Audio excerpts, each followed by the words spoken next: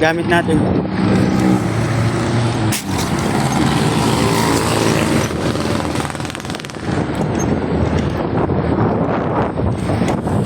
Tamang-tama lang yung init dito.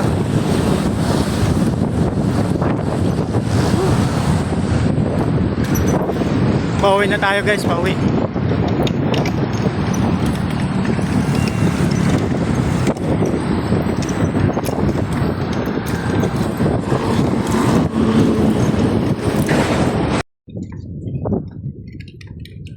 Mga bossing, dito na tayo sa loob ng ating nagtatrabahuan.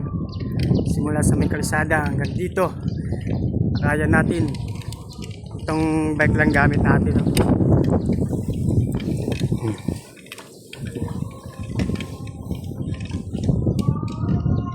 Bye bye.